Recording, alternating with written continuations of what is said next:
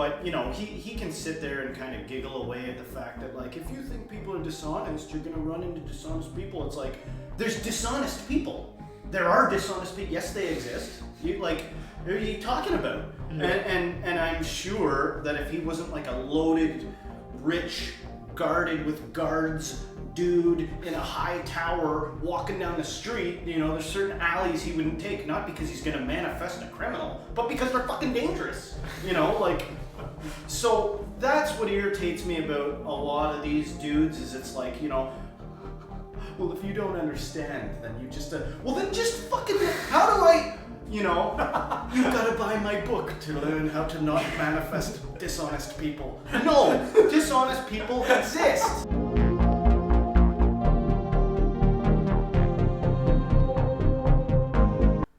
Welcome, everyone. Today we're going deep. Go deep. What are we looking at? Eckhart Tolle. Ooh. And he's talking about, I don't know what. What's he talking about? He's talking about karma and consciousness. And what real karma is all about. So how's your karma?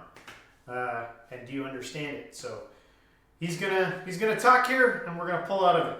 Alrighty. I began to understand what karma is when there was something arose that was not part of karma at all. And really here we come to the key. The arising of consciousness or presence or a spiritual awakening is not part of karma. It is another dimension that breaks into the karmic realm. So you do not become awakened by accumulating, as they sometimes say in the East, good karma. That's fine on this level. You can make the walls or the furniture in your prison a little bit more comfortable. But there is something totally from beyond karma that can come into your life at any point within the wheel of karma and rebirth. Rebirth is, of course, part of karma. The deeper meaning of rebirth is identification with form. We don't need to even believe in transmigration or whatever. You can look at rebirth in your own life. Every time you identify with a thought that arises, which is form, you are born into that thought. Because you identify, your sense of self is in it.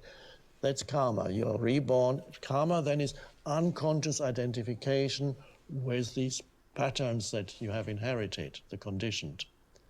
Complete identification of consciousness with the conditioned patterns. So consciousness is dreaming, one could say. This is why we use the word awakening in many spiritual traditions.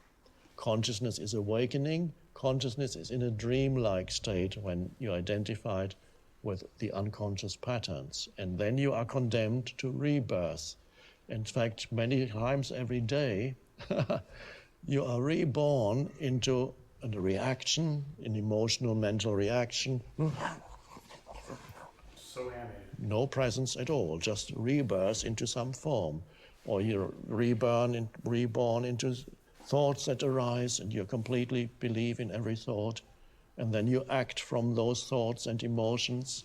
And the action creates further reactions, and the actions confirm to you that you were right. If you have certain mind patterns about, for example, that other people are basically dishonest, just one example of people. People are so dishonest, they're all trying to get something from me. That tends to confirm itself in your life experience. You can try it out, or you may have experienced it before you became more conscious. That habitual thought patterns that you're identified with, and that is karma, creates in the external confirmation that it is correct. So if you think the world is full of evil people, you will meet many evil people. And in other words, unconscious people. And even people who are on the break or who are halfway between conscious and unconscious, when you come together with them, your belief will pull them into unconsciousness. And that's karma. So karma is the complete absence of conscious presence, and so it's automatic. It plays itself out. I think I'm being enlightened right now. Oh, just from that, it triggered something. Eckhart is an interesting guy.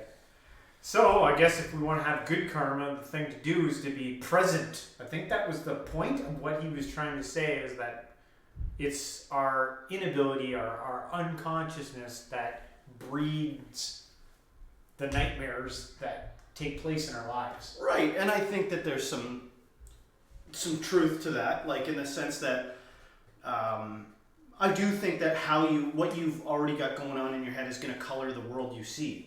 But, you know, he can sit there and kind of giggle away at the fact that, like, if you think people are dishonest, you're going to run into dishonest people. It's like, there's dishonest people. There are dishonest people. Yes, they exist.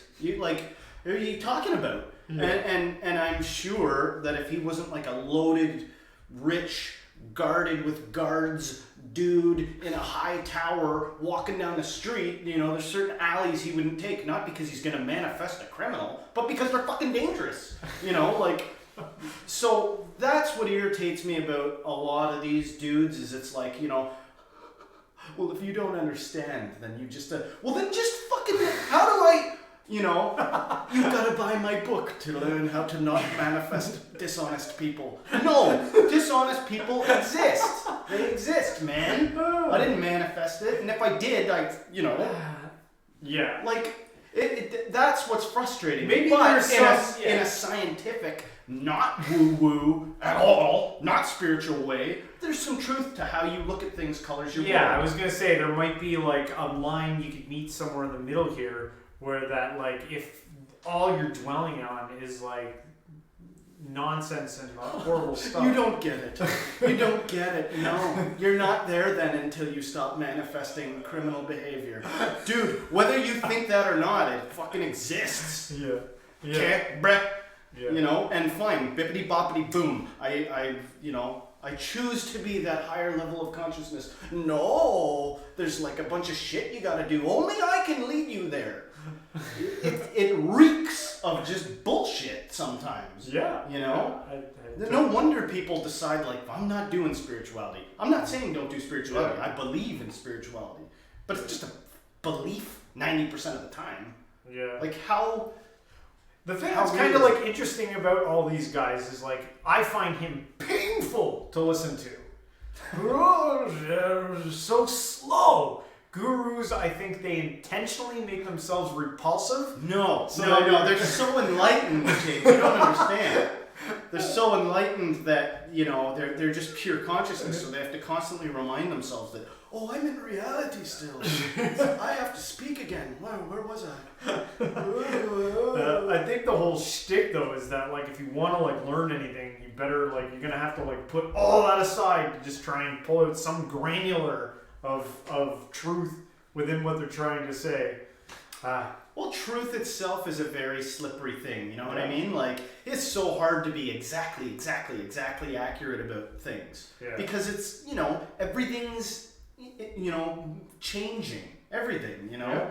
Yeah. Especially over a long enough time period, but like even moment to moment.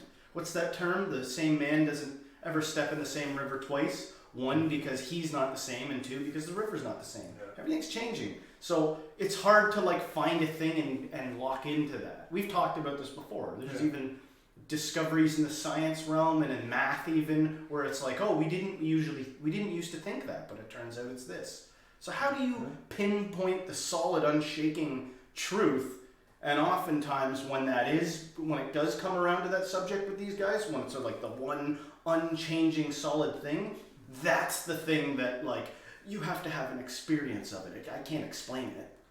The words won't suffice. Okay, well, how do I get to it then?